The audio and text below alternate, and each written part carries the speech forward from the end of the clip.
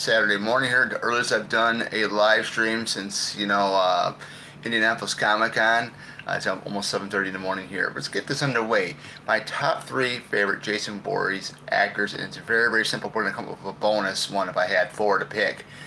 So my top three are Steve Dash, Richard Brooker, and Ted White.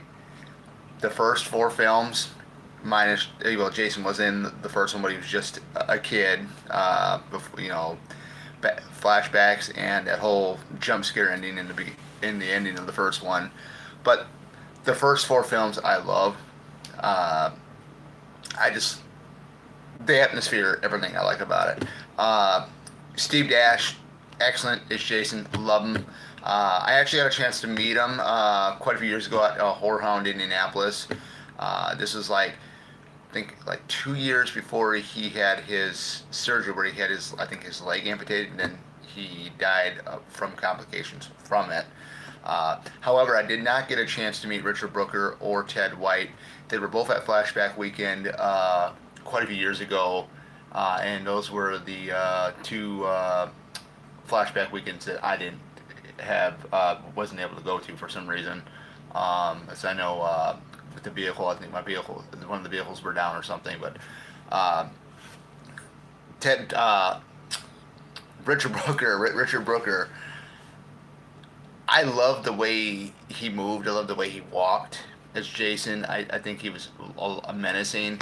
Not to mention, I did meet his double, which was Mike DeLuna at I think it was Days of Dead Chicago. I think, yeah, Days of Dead Chicago it was. They had a mini Friday 13 part 3 reunion. Met Mike DeLuna. He stunt double for Richard Brooker in two scenes in part 3. It was the one where he throws, right after he throws Rick's body, right after Jason throws Rick's body through the window of the ranch house. And then, Jason comes in after Chris, and then the hanging scene at the barn. That I do know of. And then, you know, either way, both of those guys, even going back to part 2 with Warrington Gillette, who was originally supposed to play Jason, but he got the credit for it. He only played Jason. Warrington Gillette now only played Jason in the end scene where he comes to the window after Ginny. So I got to meet him too. He was pretty cool, Um, but Steve Dash played him, 90% of the time in the film, But like I said, Steve Dash was awesome to meet. I really like the portrayal of Jason. The sidekick Jason, I think, is a little bit more scarier because the sack covers the whole entire head, where the hockey mask only covers the face. Now Ted White, that was the one where you got really, really scared of Jason, because there's a whole thing behind that. Ted White and Joe Zito, the director, did not get along.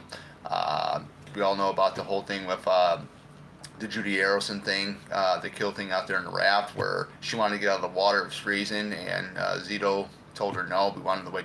The water's going to have a hard time settling, and Ted White says, you either get her out of here now, or I'm walking. That was the reason why Ted White did not have his name in the credits for the final chapter, because he didn't really want anything to do with the film. But then years later, down the road, when they started doing the conventions, he started doing the conventions. Yeah, I got locked out on both Brooker and Ted White at meeting them. R.I.P. to both of those guys. Condolences to both their families and stuff like that. Two great Jason Voorhees actors. I was lucky enough to meet Steve Dash. So, and those are the ones I watch. Is 1 through 4 are the most that I watch. I just love the atmosphere. The zombified Jason is cool. I do like it, but not as much as the Jasons from 2, 3, and 4. Just the atmosphere of everything. You got the Jarvis house out in the middle of the woods. You got Higgins Haven. You got the Council Training Center, and of course, the first one, which Mrs. Voorhees is the killer. The Camp Crystal Lake, all that good stuff. Now, here's the thing.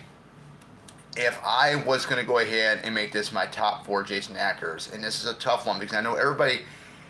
I like Kane Hodder, but he wouldn't be in my top 4. And however, I met him at the very first convention I went to, which was Flashback Weekend back in 2013.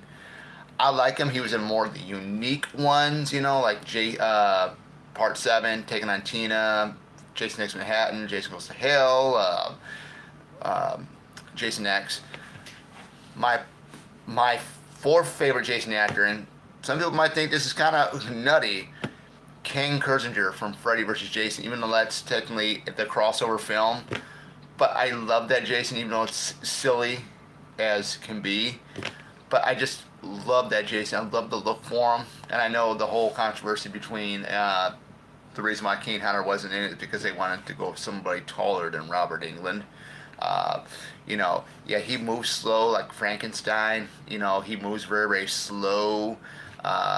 He is kind of silly, but I just love that version of Jason because every actor, like I said, every actor that's played Jason or stuntman has ever played Jason has brought something different to Jason Voorhees. You know, of course, you got Derek Mears, which I loved his Jason, but I cannot stand the rest of the film. It feels too much Texas Chainsaw Massacre 2003 remake vibes to it. The characters I didn't really care much for. But Derek Mears was to me the star of that movie. By far. He's the other Jason actor I have not met that's still alive. Yeah, my top three.